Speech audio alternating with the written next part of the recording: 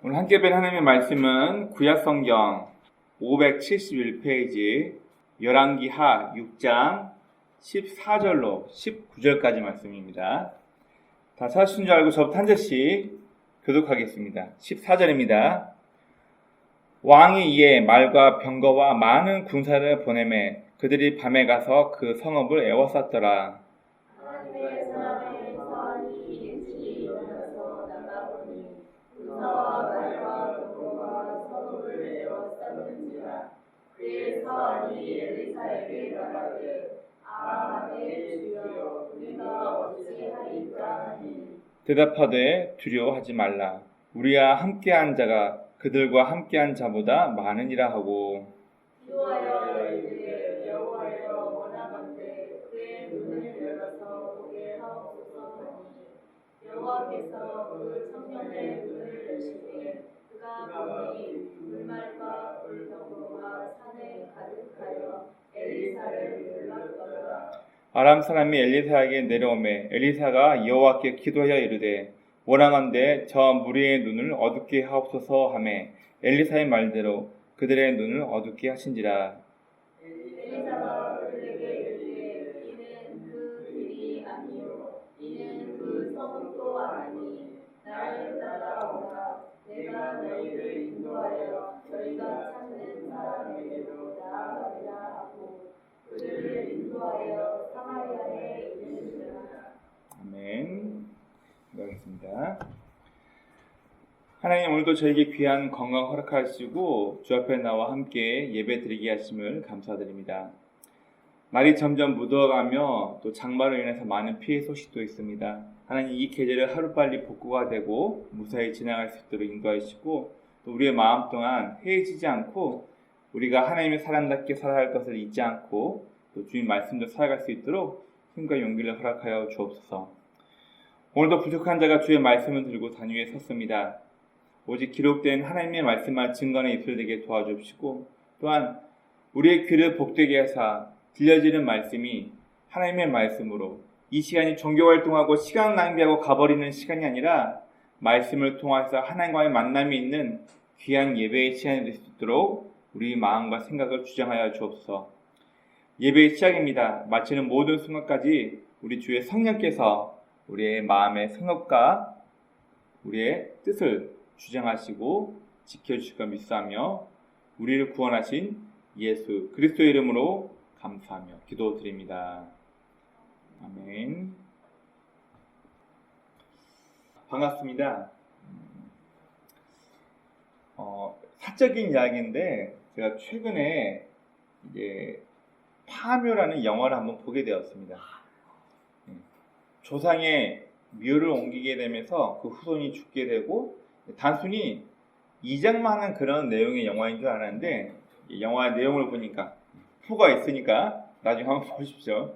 영화 내용에 보니까 민족의 정계를 끊으려는 일본의 아주 사악한 계략으로부터 민족의 정계를 다시 회복하는 이런 내용의 그런 재밌는 오컬트 영화였습니다. 이 영화를 보면서 어떤 마음이 들었냐면 평상시에는 제대로 된 올곧게 준비되는 사람이 별로 티가 나지 않아요. 근데 위기가 되니까 정말 어려서부터 바르게 자라고 성장한 사람이 위기의 상황이 되니까 그가 영웅으로 드러나게 된다는 것을 제가 그 영화를 보면서 다시 한번 생각하게 되었습니다. 우리 삼국지에도 유명한 말이 있죠. 난세에 영웅이 난다. 어려운 세상, 난리가 난 세상에 영웅이 난다. 그런 얘기가 있습니다. 여러분, 멀리 보지 마시고요. 우리나라를 한번 봅시다. 우리나라에도 이 나라를 구한 위대한 영웅들이 참 많이 있습니다. 우리에게 너무나 잘 알려진 인물들, 예수신 장군입니다. 윤봉길. 이분들은 14살에서 17살에 위교 전쟁이 발발했을 때 나라를 지키기 위해서 전쟁에 참전한 중학생, 고등학생, 학도병들입니다. 주로 이들은 전투에 직접 참가하기도 했지만 후방 지역이나 그 다음에 지원군이 올 때까지 그 지역을 지키는 역할을 많이 했다고 합니다. 이러에 의하면은 14살 할도병도 찾아왔는데 나이가 너무 어려가지고 군에서 집에 가라고 하니까 죽은 병사의 이 군 목걸이를 갖고 와가지고 병사로 활동했다는 그런 일화도 있습니다. 제가 한 학도병의 편지를 잠깐 읽어드리려고 합니다. 이제 어머니께 글을 쓴 게 죽은 학도병의 호주머니에서 취업이 나왔는데 그걸 제가 한번 읽어보겠습니다. 어머니, 저는 사람을 죽였습니다. 그것도 돌담 하나 사이에 두고 10여 명은 될 것입니다. 저는 4명의 특공대원들과 함께 수류탄이나 무서운 폭발 무기를 던져 이술간에 그들을 죽이고 말았습니다. 수류탄의 폭음은 저의 고막을 찢어버렸습니다. 지금 이 글을 쓰고 있는 순간에도 빗속은 무서운 굉음으로 가득 차 있습니다. 아무리 적이지만 그들도 사람이고 생각하니 더욱 같은 언어와 같은 피를 나눈 동족이라고 생각하니 가슴이 답답하고 무겁습니다. 어머니, 전쟁을 왜 해야 하나요? 이 복잡하고 괴로운 심정을 어머니께 알려드려야 제 마음이 가라앉을 것 같습니다. 저는 무서운 생각이 듭니다. 지금 내 옆에 수많은 학우들이 죽음을 기다리듯 저기 덤벼드는 것을 기다리며 뜨거운 햇빛 아래 엎드려 있습니다. 적은 침묵을 지키고 있습니다. 언제 다시 덤벼들지 모릅니다. 적병은 너무나 많습니다. 우린 겨우 71명입니다. 이제 어떻게 할 것인가를 생각하면 무섭습니다. 어머니와 대화를 나누니 조금은 마음이 가라앉습니다. 다음 장입니다. 어머니, 어서 전쟁이 끝나고 어머니 품에 안기고 싶습니다. 어제 저는 내복을 손수 빨아 입었습니다. 물레나는 내 내복을 입으면서도 저는 두 가지 생각을 했습니다. 어머님이 빨아주시던 내복과 제가 빨아입은 내복을 말입니다. 그런데 저는 내복을 갈아입으며 왜 수위를 생각했는지 모르겠습니다. 어머니, 어쩌면 제가 오늘 죽을지도 모릅니다. 저 많은 적들이 그냥 물러갈 것 같지 않습니다. 어머니, 죽음이 무서운 게 아니라 어머님도 형제들도 못 만나고 생각하니 무서워집니다. 하지만 저는 살아가겠습니다. 꼭 살아서 가겠습니다. 이제 겨우 마음이 안정되는군요. 어머니, 상추쌈이 먹고 싶습니다. 찬 옹달쌈에서 이가 시리도록 찬 냉소를 들이켜보고 싶습니다. 아, 놈들이 다가오고 있습니다. 다시 또 쓰겠습니다. 어머니, 안녕, 안녕히. 이거는 6.25 때 나라를 지키다 죽은 한 학도병의 소지품에서 나온 어머니께 쓴 일기장이 났습니다. 여러분, 나라가 위기가 되니까 14살, 15살, 16살, 최하 14살부터 최고 17살, 고상승 나이죠. 유관순도 17살 나이에 만세운동을 부르다가 죽음을 맞이하게 되죠. 뭐가 달랐을까요? 여러분, 만약 이 나라에 위기가 닥치지 않았더라면 이 사람들은 그냥 평범한 사람으로, 평범한 누군가의 남편이자 누구의 아버지로, 누구의 어머니로 또 한참 티 없이 밝게 자랄 어떤 여고생으로, 어떤 학생으로 남아 있었을 것입니다. 다만 나라에 위기가 닥치고 어려움이 닥치니까 이들이 가지고 있던, 이들이 살아오면서 부모로부터 교육받고 어떻게 내 인생을 살아갈 것인가 고민했던 그 모든 것들이 위기의 순간에 결단하고 행동으로 옮기게 되어서 오늘날의 대한민국이 있도록 이 나라를 지탱해온 위대한 국가적인 영웅으로 이들이 칭송받게 된 것입니다. 아까 말씀드렸다시피 위기가 아닐 때는 잘 모릅니다. 그러나 난세의 영웅이 난다고 위기가 닥쳤을 때 비로소 그가 그동안 마음에 걷고 있던, 올곧게 품고 있던 생각, 가치관 이런 것들이 결단해서 행동으로 옮겼을 때 비로소 영웅이 준비되어 사람들 앞에 나오게 되는 것 같습니다. 성경에도 비슷한 얘기가 있습니다. 너는 동산에 심겨진 물된 동산에 나무 같다, 그런 비유를 합니다. 여러분, 비가 많이 오고 물이 충족할 때, 물이 충만할 때 산 꼭대기에 심겨진 나무나 시냇가에 심겨진 나무나 똑같습니다. 그러나 비가 오지 않고 가뭄이 닥치면 산 꼭대기에 심겨진 나무와 그리고 시냇가에 심겨진 나무는 위기가 닥쳤을 때, 가뭄이라는 위기가 닥쳤을 때 비로소 시냇가에 심겨진 나무의 진가가 그때 발휘하게 되는 것입니다. 오늘 우리가 읽었던 이 본문은 하나님의 사람 엘리야가 아람 군대의 모든 군사 기밀을 다 미리 알아버리고 이스라엘 왕에게 구하여서 모든 전쟁을 다 피해가는 상황을 알게 돼서 아람 사람들이 굉장히 화가 나요. 자, 성경 한번 볼까요? 우리 다 읽지 않았지만 8절부터 10절까지 말씀을 보겠습니다. 자, 8절 말씀 보니까 그때 아람 왕이 이스라엘과 더불어 싸우며 그의 신복들과 의논하여 이르기를 우리가 아무데 진을 치리라 하였더니 9절 하나님의 사람이 이스라엘 왕에게 보내 이르되 왕은 산과 아무 곳으로 지나가지 마소서 아람 사람이 그곳으로 나오리다 하는지라. 이게 무슨 얘기냐면 아람이라는 나라와 이스라엘이 전쟁을 할 때 아람 왕이 자기네 군사 사령관들과 모여가지고 군사 회의를 한 거예요. 군사 기밀. 자, 그런데 자기네끼리만 군사 기밀을 짜가지고 우리가 여기에 숨어있다가 진쳤다가 이스라엘 왕이 오면 왕을 잡자. 이런 식으로 여러 가지 군사 기밀을 많이 준비해놨어요. 자, 그런데 이상하게 이스라엘 군인이 자기네들만 짜놓은 모든 군사 기밀을 다 알고 있어. 매번 군사 기밀이 마치 누군가가 첩자가 있어가지고 내통하는 것처럼 모든 군사 기밀이 다 이스라엘 군대에 새 나가는 거예요. 알고 보니까 이스라엘에 있는 하나님의 사람 엘리사가 하나님의 지시함을 받아가지고 지금 아람 왕이 이러이러한 방법으로 계략을 꾸미고 있다. 가서 위험하다고 전해줘라. 피하라고 알려줘라. 엘리사 한 명을 통해서 아람 군대의 모든 군사작전이 다 탈로 나버린 거예요. 자, 그러니 아람 군대 입장에서 화가 날까요? 안 날까요? 무지무지 화가 나겠죠. 자, 그래서 11절부터 그리고 13절까지 말씀에 보면 이 사실을 아람의 한 군대 장관이 알게 나기 위해서 왕이시여 우리 중에 내통하는 첩자가 있는 것이 아니라 이스라엘 땅에는 하나님이라는 신을 섬기고 있는 그의 사람 하나님의 사람 엘리사라는 선지자가 있는데 이놈의 선지자가 모든 걸 다 하나님께 듣고 이스라엘 왕에게 다 얘기해 줘 버리니까 우리의 군사 작전이 전부 다 탈로 나버린 겁니다. 다 우리가 했던 모든 계획들이 수포로 돌아가게 된 것입니다. 우리 엘리사 먼저 잡아 죽여야 합니다. 그를 먼저 잡아 죽여야 합니다.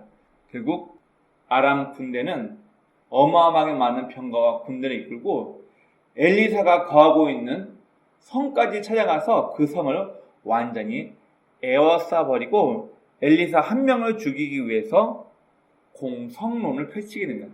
자, 고대 근동에서 공성론이라는 것은 뭐냐면은 성을 에워싸서 그 성에 있는 사람들이 굶어 죽도록 아니면 자진해서 왕이나 자기가 잡아 죽이고 싶은 누군가를 일부러 잡아서 꺼내줄 때까지 완전히 포위해서 보통 80일에서 약 100일 정도를 포위해서 완전히 굶겨 죽이는 작전으로 성을 공격했다라고 합니다. 아마 아람 사람들도 엘리사 한 명을 잡기 위해서 지금 많은 군사와 병거를 이끌고 와가지고 엘리사가 있던 이 성을 에워쌌다고 성경은 이야기하고 있습니다.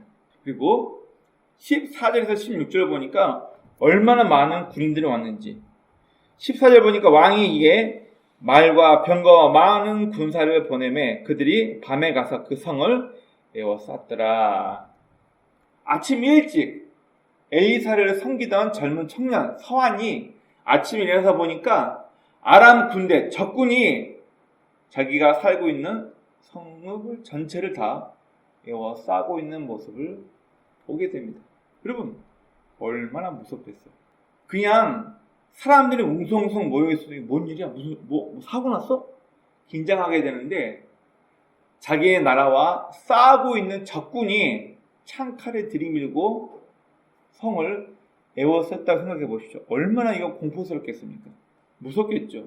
자, 그런데 여기서 하나님의 사람 엘리사가 말합니다.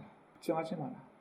저들보다 우리와 함께한 이들이 훨씬 더 많은 숫자를 가지고 있다 얘기하면서 엘리사가 기도합니다. 하나님, 이 청년의 눈을 뜨게 하여서 하나님께서 우리와 함께 하심을 보게 해주세요라고 기도하니까 마침 이 청년이 영화의 눈에 띄어서 보니까 아람 군대가 이렇게 쭉 둘러싸고 있는데 하나님께서 보내신 불병거, 불말, 성경에서 이렇게 표현을 하고 있습니다. 이글이글 불에 타고 있는 하나님의 천군천사가 아람 군대를 둘러 진치고 있는 것을 이 청년이 보게 됩니다.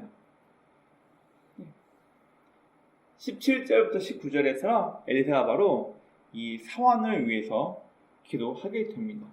자, 그러면 우리는 이 이야기를 들으면서 신앙인으로서 한 가지 의문점에 빠집니다. 미리 지켜주면 안 돼요? 하나님, 좀 나에게 이런 아픔, 이런 어려움이 오지 않도록 미리 좀 이런 것들 다 헤쳐나가게끔 길을 예비해 놓으시면 안 돼요? 왜 굳이 아람 군대가 이까지 오도록 하나님 막으실 수 없었나요? 왜 굳이 우리가 적에게 포위당해서 죽을 각오를 하고 불안에 떨면서까지 이 상황이 오게끔 하나님 왜 이렇게 우리를 그냥 내버려 두셨나요? 우리는 가끔 이런 이야기를 합니다. 제가 좋아하는 김창욱 쇼 리뷰투에서 이 김창욱 교수가 부모와 자식 간의 갈등에 대해서 심심치 않게 나오게 되면 항상 잊지 않고 하는 얘기가 있습니다. 부모는 제발 탯줄을 좀 자르십시오. 그리고 자식은 제발 더 이상 부모에게 의존하지 마십시오. 이런 이야기를 합니다. 그러면서 무슨 얘기를 하냐면 부모는 자녀가 살아보지 않은 인생의 모든 쓴맛을 다 경험하고 어떻게 하면서 고통을 받고 이걸 피하는 방법까지 부모는 이미 이 세상을 살아오면서 다 경험했기 때문에 내가 사랑하는 내 아들과 내 딸만큼은 이 아픔을 겪지 않았으면 좋겠어 하면서 아이들을 보호하고 감싸기 시작합니다. 그러면서 부모는 태어날 때 잘랐던 탯줄을 또 붙잡고 아니야, 너는 내가 지켜야 돼. 너 이런 고통 당하게 할 수 없어. 탯줄을 놓지 않게 되면서 미미한 부모와 자식 간에 독립하지 못하는 자식과 부모 간의 갈등이 시작되는 부분에 대해서 많이 이야기를 합니다. 여러분, 이 김창욱 쇼에서 이분이 항상 무슨 얘기 또 하냐면은 부모가 어려움을 다 경험했기 때문에 이렇게 인생을 살면 얼마나 혹독하고 괴롭고 고달픈 인생이 펼칠 걸 알고 있기 때문에 자신만큼은 제발 그런 길로 가지 않기를 원하는 마음에서 간섭하고 참견하게 되면서 부모 자식 간에 많은 갈등이 시작된다고 얘기를 합니다. 그래서 이렇게 얘기합니다. 내버려 둬야 한다. 본인이 고생하고 본인이 경험하게끔 내버려 둬야 한대요. 그리고 나서 부모는 자식이 처절하게 실패하고 처절하게 고통당하고 고생당하고 오면 고생했지, 힘들었지. 그래, 엄마 아빠는 이 자리에서 널 참고 기다리며 네가 힘을 얻을 수 있도록 위로해주는 존재로 항상 이 자리에 있어줄게. 부모의 역할은 거기까지가 끝이랍니다. 더 이상 자식을 위해서 뭔가 하려고 하지도 말고 간섭하지도 말고 다만 자식이 힘들고 괴로우면 토닥거려주면서 그를 위로해줄 수 있는 위치에만 서 있으면 그게 부모의 역할이라고 얘기를 많이 합니다. 우리가 신앙이니까 애초에 처음부터 이런 고통과 아픔과 불안이 나한테 닥치지 않게끔 다 피해가게 해줬으면 좋겠는데 우리 하나님께서는 그러지 않는 것 같아요. 우리가 외면하고 싶고 피하고 싶은 여러 가지 아픔과 고통과 역경을 통해서 하나님께서는 우리 각 사람 한 명 한 명을 하나님의 사람답게 훈련시키시고 만들어가는 과정이 계시기 때문에 오늘도 엘리사가 정말 하나님의 사람이었다면 애초에 아람 군대가 오지 못하도록 애초에 포위당해서 불안에 떠는 일만큼은 없게 만들어 주셨을 텐데 하나님께서는 이 위기와 어려움을 통해서 가르치시길 원합니다.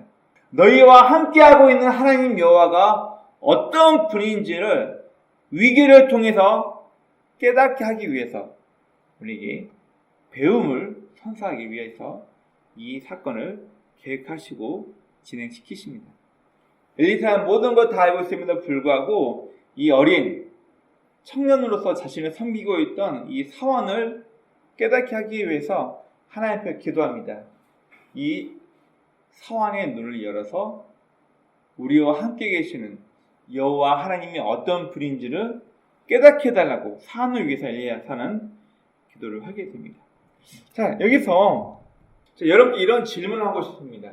오늘 설교 제목도 성도 한 명이 나라의 국방력과 맞먹는다, 그런 이야기를 오늘 하고 싶은데요. 여러분, 엘리사 한 명의 가치가 얼마나 클까요?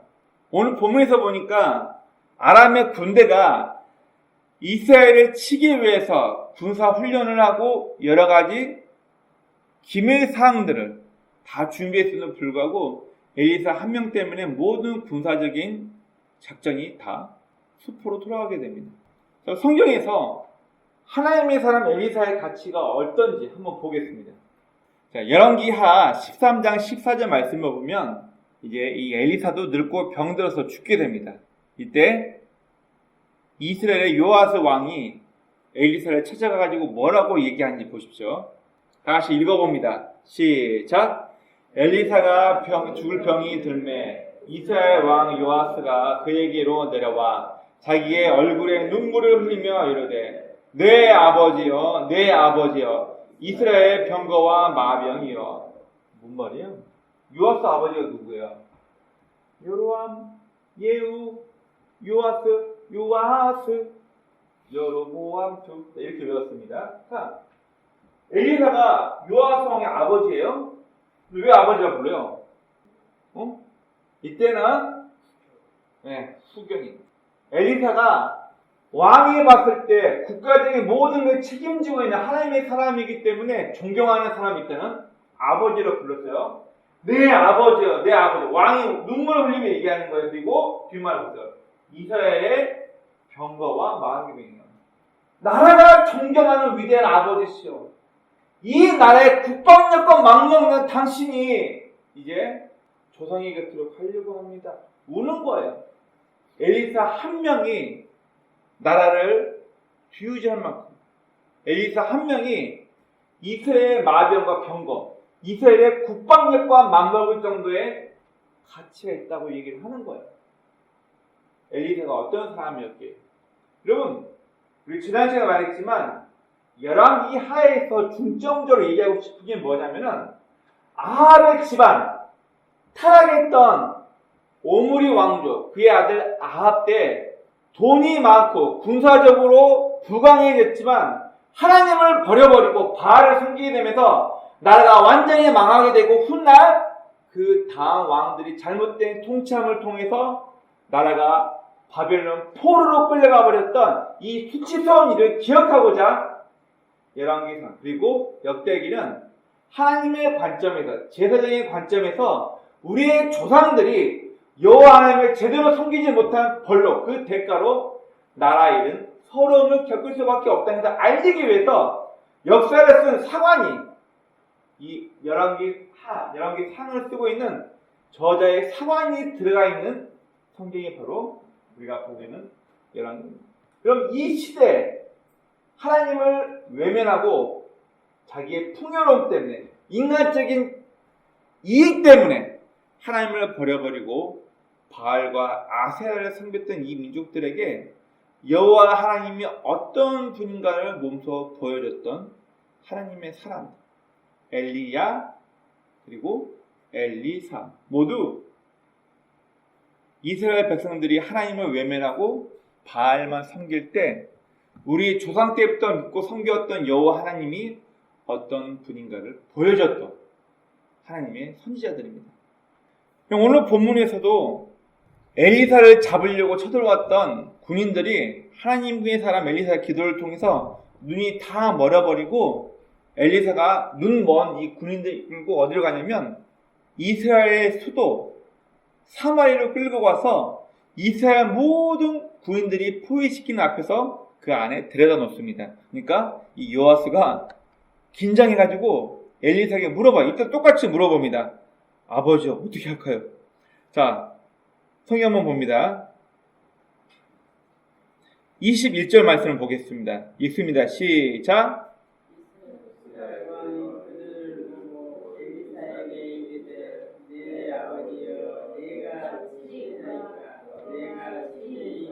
예.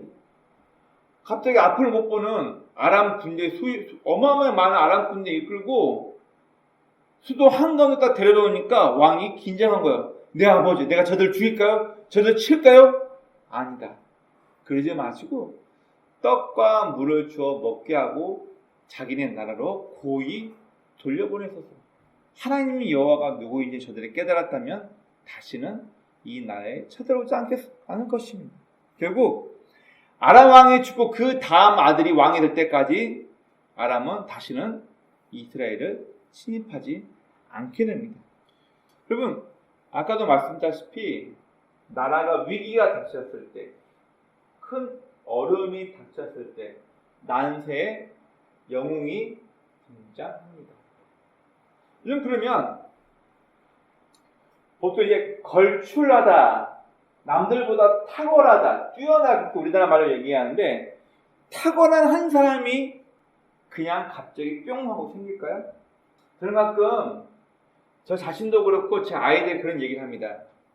네가 약속 시간을 안 지킨 것은 다른 시간에 시간을 빼앗는 것이다. 네 습관이 매 순간 약속 시간을 지키지 않고 늦는 습관하게 되면 너는 결국 그런 사람이 되기 때문에 제발 약속은 지켜라. 그런 얘기를 자주 합니다. 여러분, 하루아침에 되는 게 아니에요. 우리 성경을 보고 한번 얘기해 봅시다. 아브라함이 처음부터 하나님의 버시란 칭호를 받았나요? 아니요. 아브라함도 연약한 사람, 믿음이 연약해서 자기 아내의 몸종을 들여다가 애를 낳아서 이 애로 하여금 대를 잇게 하지. 여러분, 그래서 태어난 게 이스마엘, 지금의 아랍의 조상이 이스마엘 사람이 태어나게 됩니다. 하나님의 약속 기다리지 못하고 그냥 몸종 데려다가 임신시켜가지고 내 와이프 애로 만들자. 호중이나 그렇게 올리자. 아브라함이 자기 식구도 다 몰고 이집트 내려갔다가 내 아내가 이뻐가지고 나 죽이고, 그 당시에는 여자를 빼앗기 위해서 여자의 주인이었던 남편을 죽이게만 하면 그 여자를 빼앗을 수 있는 그런 문화였기 때문에 아브라함이 어떻게 꾀를 나는 내 아내 사라의 오빠라고 생각. 오빠는 결혼해서 이 여자를 지참금을 받고 여자를 남편에게 줄고 결혼식을 열 수 있는 책임이 아버지는 오빠였기 때문에 자기 부인을 팝니다. 저도 제 부인을 파면 얼마 벌까요? 얼마짜리세요? 여러분, 아브라함 했던 짓이 바로 그런 짓이에요. 그 아들 이삭도 똑같이 자기 아내 리브가를 여동생이라 속이고 아내를 팔아요. 돈 주고 팔아요. 이랬던 사람이 야곱 같은 사람이에요. 아버지의 상속권을 빼앗기 위해서 형도 속이고 아버지도 속이고. 여러분, 심지어 K1 격투기에서 자콥이라는 야곱의 이름을 딴 넘어지는 척하면서 발 뒤꿈치를 때리는 기술이 있어요. 자콥이라고. 이게 뭐냐면 야비하게 상대를 속여서 반격기, 상대를 때리는 기술을 자콥이라고 얘기합니다. 야곱의 이름이에요. 그만큼 야곱이라는 사람이 야비하고 속이수 많은 사람. 요즘 어떻고요? 맨날 형들 보자질 하던 사람. 나중에 자세히 얘기하겠지만 이집트 입장에서는 요셉은 나라를 구한 영웅이에요. 7년 동안 풍년이 있고 7년 동안 흉년이 있을 거니까 왕은 돈 주고 백성들의 모든 땅을 사들이십시오.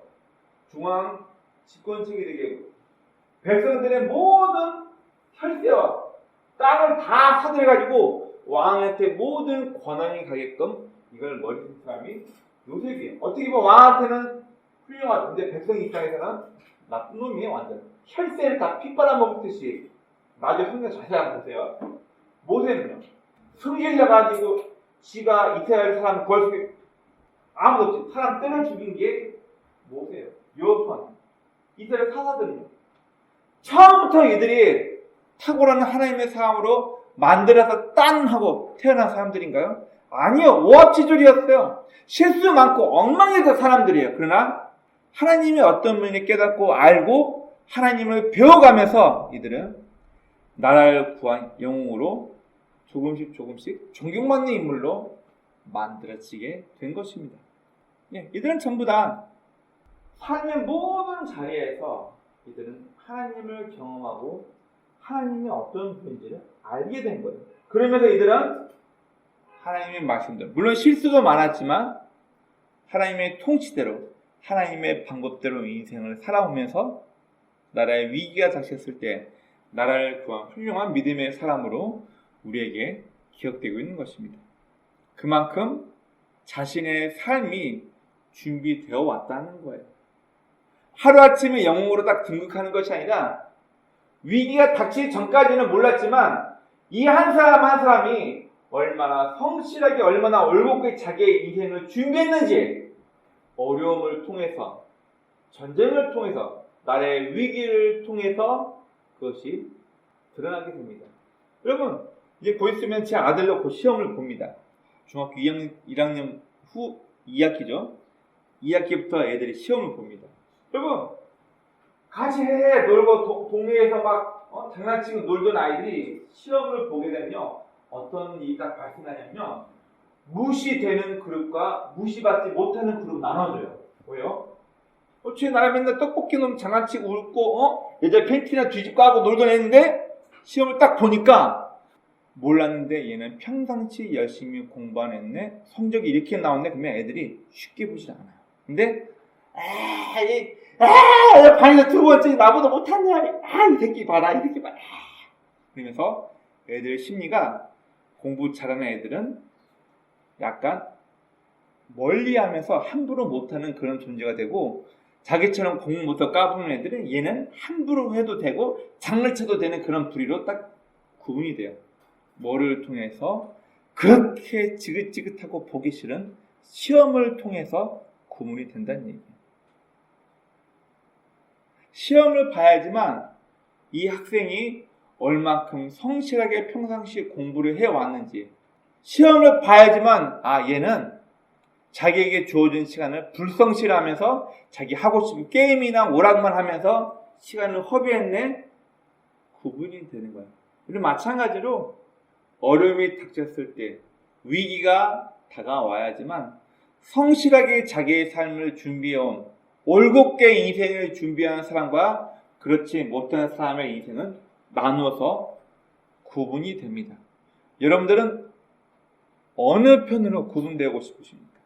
마태복음 25장에서도 예수님께서 천국 백성과 지옥 백성을 나눌 때 좌우로 염소의 무리와 양의 무리로 구분할 때 이들은 몰랐어요. 주여 주여 우리가 언제 주께서 굶주리고 배고프고 헐벗고 옥에 갇혔을 때 주님을 공양했습니까? 언제 우리가 주님을 모른 척 외면했습니까? 평상시에 너희가 네 주변 사람에게 하지 않은 것이 곧 나에게 하는 거고 평상시에 너희가 지극히 작은 자 한 명에게 대한 것이 곧 나에게 대한 것이다. 두 부류는 천국 백성과 지옥 백성은 완전히 구분되어 버립니다. 평상시의 삶이 그렇게 마지막 결론을 내렸다는 거예요. 자, 굉장히 자랑스럽지만 보기 혐오스러운 발 사진을 제가 몇 장 보여드리겠습니다. 아마 아시는 분도 계실 텐데 이 발의 주인을 맞춰보세요. 결국 우리가 신앙인으로 산다는 것 자체가 어쩌면 고통일 수 있어요. 아픔일 수 있어요. 근데 이걸 이겨낼 때 비로소 우리는 하나님의 사람으로 우리도 우뚝 설 수가 있습니다. 우리는 믿음의 말 자체로 삶의 목적대로 내가 충성해야 될 이유를 알고 이 목적대로 살아가는 거. 유혹 많죠. 나도 저 사람처럼 주식해가지고 돈 벌어야지. 나도 저 사람처럼 서울에 비싼 아파트 사놓고 몇억 오르면 팔아서 이익 챙겨야지. 여러분, 그런 사람들과 우리의 시작점부터 삶의 내용부터 이미 달라요. 부러워하지도 말고 그 사람 따라가지도 마세요. 안 된다니까요. 전 세계적으로 유명한 우리나라의 독보적인 세계적으로 유일한 발레리나 강수진 씨의 발레입니다. 유명한 일화가 있습니다. 이 사람이 이제 해외 유학 갔을 때 기숙사에서 9시면 연습실 다 문 닫는데 이 강수진 씨는 유학 당시에 사강 선생님 부탁해가지고 새벽 2시까지 연습장 문 열어달래가지고 남들 다 자는 시간에 하루 2시간, 3시간 잤대요. 그리고 발 모양 보세요. 피멍이 들고 굳은살이 버리도록 발가락 끝으로 서는 연습. 점프하고 서야 되는데 발가락 끝으로 이 고통을 견디기 위해서 발레 슈즈를 입고 이런 발이 될 때까지 훈련을 해서 세계 최고의 명성을 얻게 된 거죠. 제가 이 사진을 언제 봤냐면 기타 처음 배울 때, 아마 제가 고등학교 3학년쯤인 걸로 알고 있어요. 기타 처음 배울 때 쇠로 된 기타 줄을 손끝으로 잡고 코드를 외워야 되니까 여기가 물집이 잡히고 아파서 이게 굳은 살이 배길 때까지 코드 연습을 해야 돼요. 그래서 저도 그럽니다.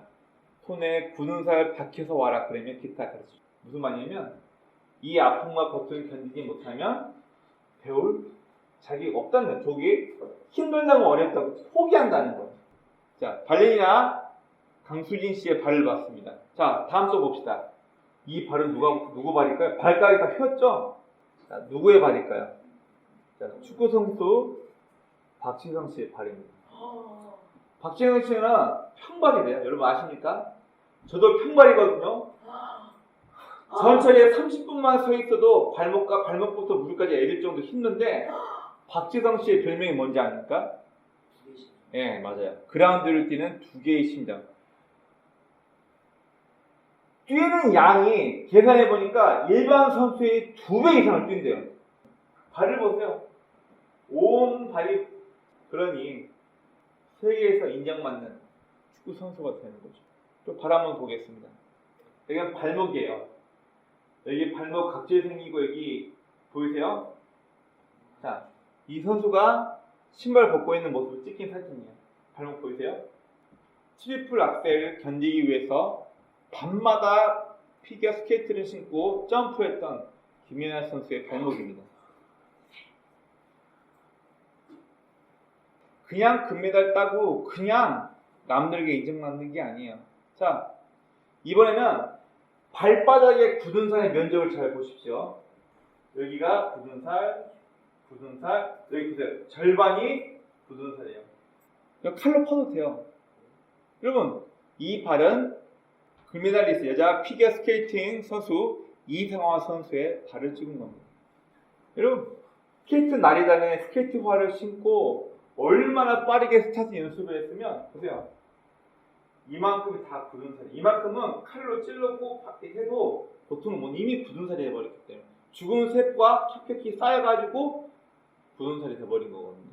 그럼 이만큼 하루아침에 타고난 사람이 만들어지는 것이 아니라 얼마나 포기하고 싶겠어요. 얼마나 나도 남들처럼 놀고 싶고 남들처럼, 그러나 그 모든 걸 참고 이기고 견뎌냈기 때문에 모든 사람들에게 인정받는 훌륭한 사람으로 인정받는 타고난 선수가 된 거죠. 자, 과거 지금도 아마 아이들 국어 교과서에 있는지 모르겠어요. 주인공 어니스트, 큰바의 얼굴 혹시 있나요? 한 마을에 어니스트라는 청년이 마을에 사람 얼굴을 닮은 큰바의 얼굴을 보면서 자라요.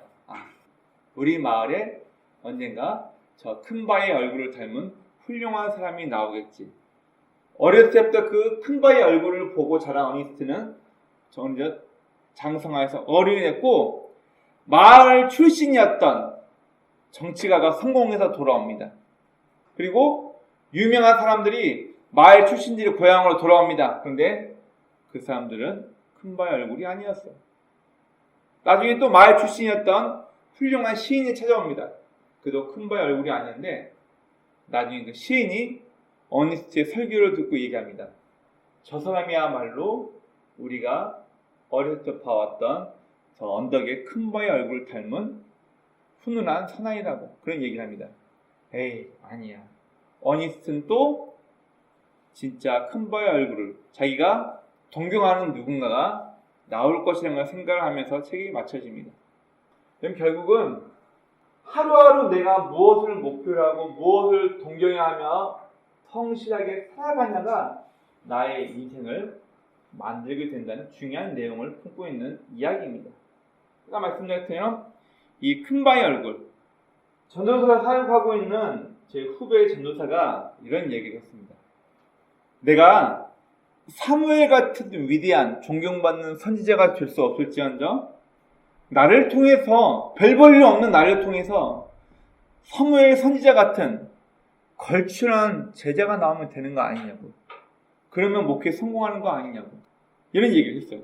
꼭 내가 대형교회 목사가 되어야 돼. 꼭 내가 TV에 나오는 훌륭한 사람이 되어야지만이 아니더라도 나를 통해서 나에게 가르침을 받는 누군가가 걸출한 영웅 같은 사무엘 같은 사람이 나오면 그걸로 내 사역에 의미가 있는 것이 아니냐. 네. 중요한 얘기를 한번 한 적이 있습니다. 물론 나라는 사람이 잘 준비되어서 모두에게 존경받고 하나님께 인정받는 위대한 하나님의 영웅 같은 사람으로 성장하는 것 중요합니다. 그것도 중요하지만 나라는 사람의 영향을 받고 나라는 사람의 조언과 가르침을 받아서 하나님의 뜻대로 올곧게 살아가는 사람이 만들어진다면 그럼 이것 또한 가치 있는 인생이 아니겠냐는 거예요. 그럼 지금 우리에게 가장 중요한 건 어느 한순간 내가 짠하고 모든 사람에게 존경받는 인물로 만들어져서 태어나는 걸 말하지 않습니다. 지금 이 순간 오늘을 성실하게 준비하고 오늘을 자기의 마음을 다잡으면서 가치 있게 올곧게 자기 자신을 만들고 준비하는 사람이 훗날 모든 사람과 하나님 앞에 인정받고 칭찬받는 믿음의 사람으로 세워질 수 있다는 것을 얘기하고 있습니다.